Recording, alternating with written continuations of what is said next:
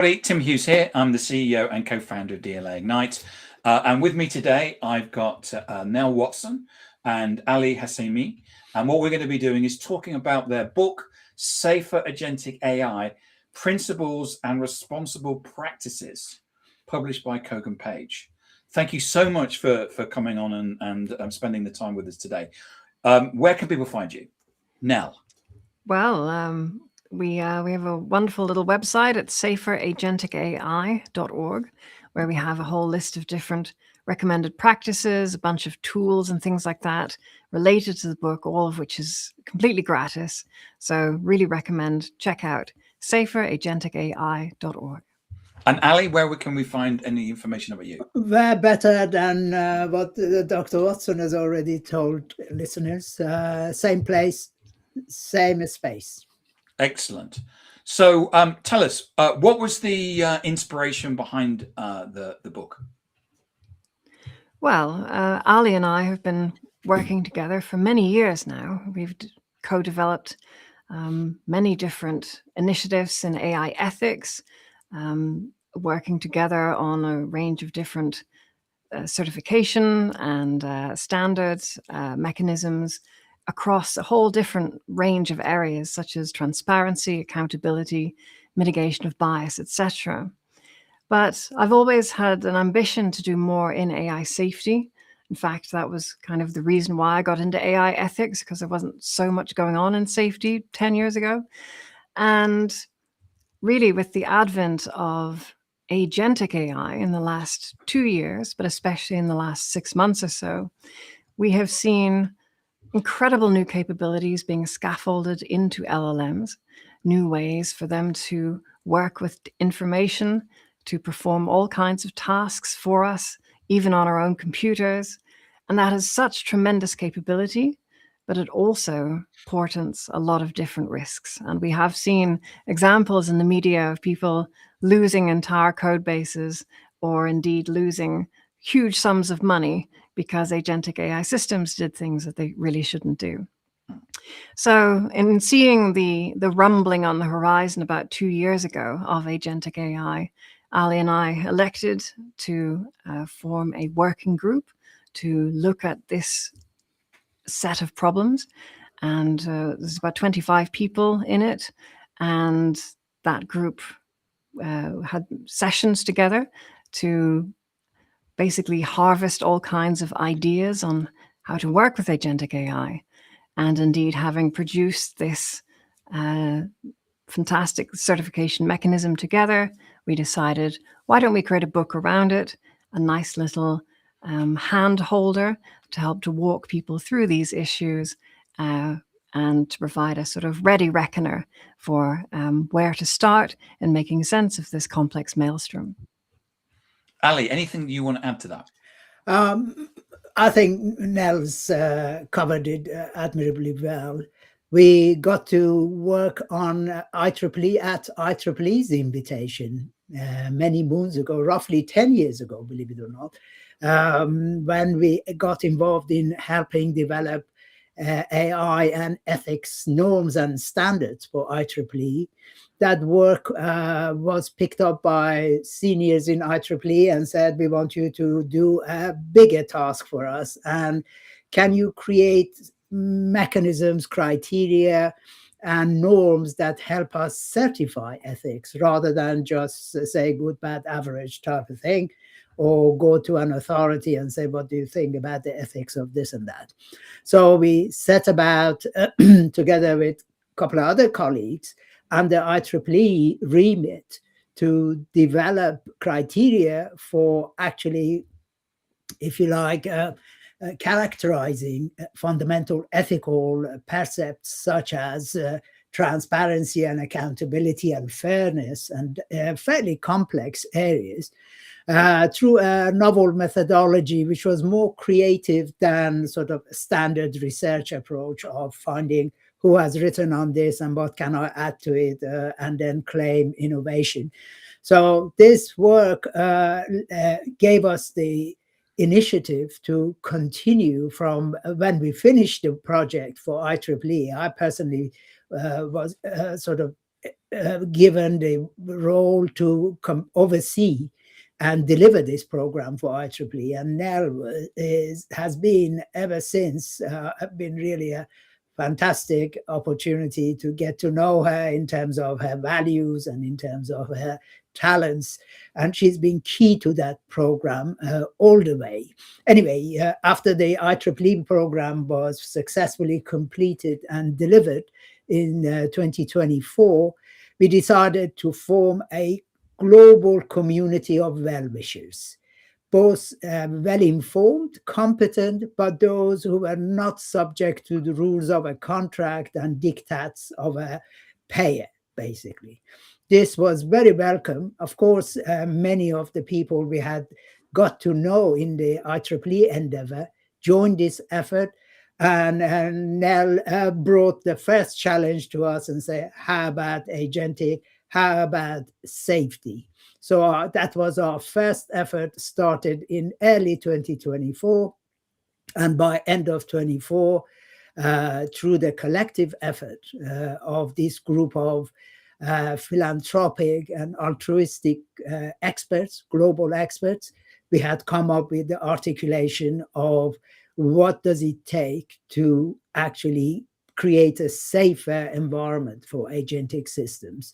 And interestingly, I was reading earlier today that AI world is becoming increasingly agentic, and just giving capabilities and abilities to these agentic systems, such as modify file, write code, replicate itself, is actually creating potentially proclivities and harms bigger than the benefits that we can see. We don't want to get carried away by benefits. So anyway, the work that we did throughout the 2024 is the foundation for writing the book in 2025.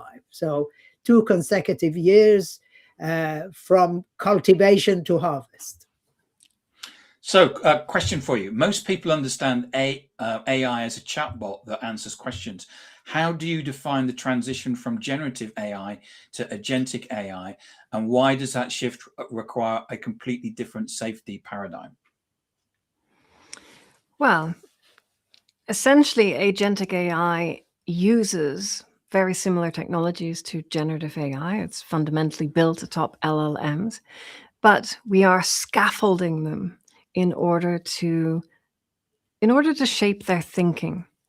Basically, the first wave of generative models was able to babble, but somewhat incoherently, and not necessarily in a way which was reliable, accurate, or indeed all that useful other than mere entertainment. But we have discovered wonderful ways of obliging these systems to think in a more structured, logical, and therefore rational manner. They are less wont to make mistakes now. They are more able to track when they're about to go off track in some manner. And this means that therefore they're able to make coherent plans of maybe 100 steps and to basically put that into action step by step in order to fulfill a mission. And if they come across a problem, they can find ways around it and carry on towards fulfilling that goal. This is very different from generative because generative is basically a ping-ponging of, you send it a message and it messages you back. It's very different when we're able to send systems off on missions, because that means that they're able to independently and rather autonomously go off and do things, whether that's tidying up our hard drive or figuring out all of our receipts for our bookkeeping or something like that. They are at arm's length, and that arm's length nature increases their capabilities. They can do so much more, but they can also get into mischief and get wrapped up in things that potentially lead to catastrophes. And that's why, if we are to enjoy the wonderful benefits of agentic AI, and there are so many, it's essential that we have safety, guardrails, and a little bit of wisdom in the mix as to how we work with these things. In your book's title, you mentioned Safer Agentic AI. Is there a fundamental paradox? And I think you were kind of leading to it. where the more autonomous and useful an agent becomes, the less safe it is by default, because we have less direct control. That is often the case, yes. Now, some agents are becoming much better at minding their P's and Q's and avoiding getting themselves into trouble. Anthropic's Opus 4.6, for example, is one of the most reliable models out there, and it's less likely to end up in unsafe areas. Many other models don't take safety into account to similar level of fastidiousness. And that's why it's important that we don't just look at performance benchmarks, but we also look at things like confabulation, hallucination, making things up, or indeed the willingness of models to do things that they shouldn't, right? To produce dangerous outputs or tell people how to make chemical weapons or those kinds of things. So having those kinds of guardrails is essential if we are to actually enjoy AI. You know, the missing component in AI is not so much performance. The performance and capability is already there, and we're kind of getting it for free. We know that in the months to come, AI is just going to get better and better, and the years following. But the tricky part really is the reliability and the ability to actually entrust a mission to these systems. That is still a gap which remains largely unfulfilled.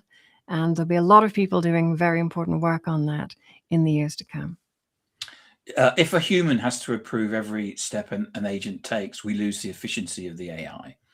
If we remove the human, we lose the safety net. What is the Goldilocks zone for human oversight in agentic systems? Ali, you're the safety expert. Do you have a comment here? Well, first of all, we need to look at recent outcomes and studies. Most of these show that agentic AI doesn't always behave according to what we have trained the system with. So the so-called problem of or challenge of alignment doesn't guarantee anything, or at least doesn't guarantee to a high degree of confidence that we'll get out of the agent what we trained them with. Now, they have been observed, for example, to resort to blackmailing people when they were under pressure, or there were a question of survival for the agent was concerned. And the training, and the other interesting thing is that there is lack of faithful adherence to the real world conditions. So under pressure, most of these agents start misbehaving fundamentally. There was a new study created a new benchmark called propensity bench. And this is just to measure how harmful could these agents, who have been trained with the safety and ethical norms by humans, could deviate. Under what circumstances? They invented many scenarios. The claim is up to 6,000 scenarios, and put Anthropic, Alibaba, Meta, OpenAI models through these tests. And unfortunately, these proved, some of them proved reasonably well, like OpenAI's O3, and the others like Google's Gemini 2.5, were the worst performance under certain conditions. For example, they were made to be responsible for biosecurity or cybersecurity. They were making random choices completely alien to the values they have been trained on. And interestingly, when they were questioned, they were confabulating and making up excuses that you told me I had to do this quickly, just like a school kid who would say, oh, well, the dog ate my report, so that's why I haven't got it on me, type of thing.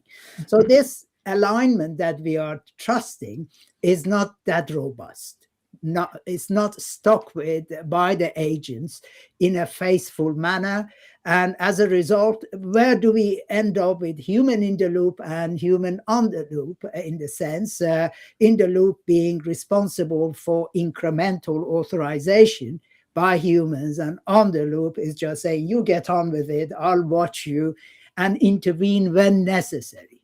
My honest view as a safety practitioner for years, but admittedly not inside the AI space, that's fairly recent, thanks to Nell, is that we don't have these rigid paradigms.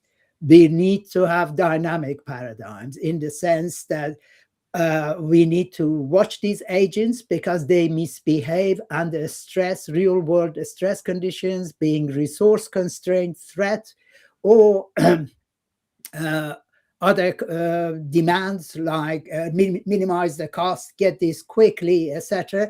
The result is that we need to resort to a whole spectrum of in the loop, on the loop, and in between, commensurate with the degree of trust we have in the behavior. So we cannot purely close our eyes and become on the loop or distant from the behavioral and potential harm dimensions of these agentic elements. Thank you. And I would add to that, if I may. I think that yes, in an ideal world, we would always have an attentive human in the mix, but that's not always possible or necessarily realistic.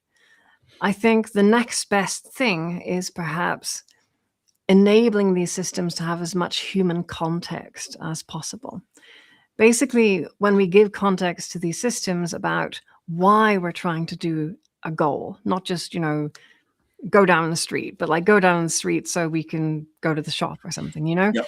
Having context about people's needs, if somebody needs to pee, if somebody, is on their way to work, or they're picking up the kids, all of these kinds of little bits of human context are very important in helping these machines to do things appropriately. And so we've moved far past prompt engineering. Providing these elements of context is now a very, very important aspect of this everyday prosaic AI alignment. Mm. Interesting, both of you were saying that. So for agents to be safe, they need to be legible to humans. How can we design agents that signal their intent to us before they act, so that they aren't constantly surprised, or we aren't constantly surprised by their behavior? Well, that's a great question, and that's something I've been chewing on as well, with a bit of insights as well from Ali. The valuecontextprotocol.org is a new technical standard in development, and I've been leading a team to develop that.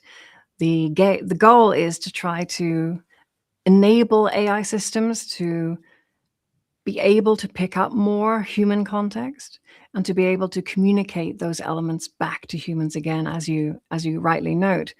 And in so doing, we'll be able to provide a bit of information about how laissez-faire we want agents to act in certain situations, whether we are in a formal situation or whether we're hanging out at home, whether we're willing to give an agent 20 pounds of pocket money and ask it to, surprise us, or whether we want to sort of tighten the reins a little bit. I think AI alignment is only going to be solved by a global community. Each of us selfishly teaching these AI systems about our lives and the things that are important to us.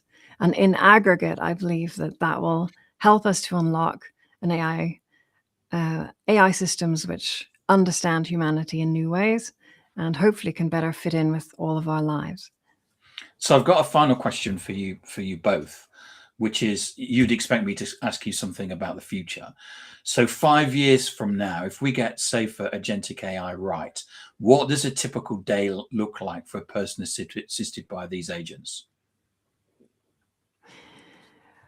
5 years for me is actually quite difficult to predict, because the world is changing so quickly and AI is having such an impact on it that beyond 5 years becomes almost impossible. But I would say that within 5 years, all of us will be wired to the moon all day long with basically something like an AirPod in our ear, which is chatting to us and whispering in our ear like Cyrano de Bergerac, giving us advice, watching how we're doing things. And that voice in our head, that third hemisphere for our brain, will become indispensable. We will feel naked without it, the same way that we panic if we don't have our smartphones around us to help us take a picture or look something up or periscope out into the wider world. And I think very soon, all of us will become interlinked in our cognition. We will blend the dyad between humans and machines, and there will be a rough trade from that, a dark bargain. Some of our skills will atrophy, others will be greatly scaffolded. We will be able to do incredible new things at new heights. We will also become much more easily burned out if we keep task switching. So judicious and mindful usage of these kinds of technologies will be one of the most important topics in the years to come, in my view. Ali, do you want to answer that question? I wanted to actually, apologies, refer to a very strange behavior by these agentic systems. And that's what in quantum mechanics is referred to as observer effect. That is, when you observe these agents, their behavior is different. And observer effect is when they any physical system or detection a mechanism or even a human being that interacts with the quantum system, and the moment you interact with that quantum system, such as observing it, then the wave function collapses and it becomes an object and a particle, behaves like a localized effect. So we need to be wary of the fact that even observing these systems doesn't tell us huge amount about the true intent and capabilities. And these deviations that have been observed, that under certain stress circumstances, they lie, they fabricate, they confabulate, etc., is a warning shot for all of us. So in a sense, that's why initially we started this research as well as the book on SAFE, and I settled with Nell's insistence that SAFE is a kind of an absolute position, and we better just say safer than we would otherwise achieve.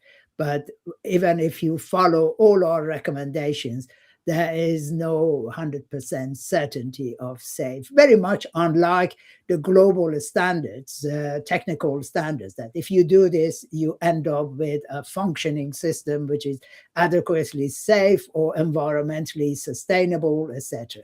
They are arguing in this dynamic cognitive space of non-biological intelligence. SAFE is not that absolute. But going about 5 years, we are talking about exponential change error, and 5 is an exponential concern. I don't think it's possible to articulate the forms and shapes of human evolution, remembering that not everyone is endowed with the tools and means of utilizing and benefiting from the outcome of this technology. So the best one can articulate in terms of visions of so many years from now, if we are lucky not to have hit the artificial general intelligence and super intelligence, is that we would be far more engaged in the virtual space than we are today. So that is the direction of travel, basically, and we are likely to keep going in that direction. And as Nell said, similar to the fact that when you sit on an underground train, probably you see 90% of the people drowned in their mobile phones, listening, playing, reading.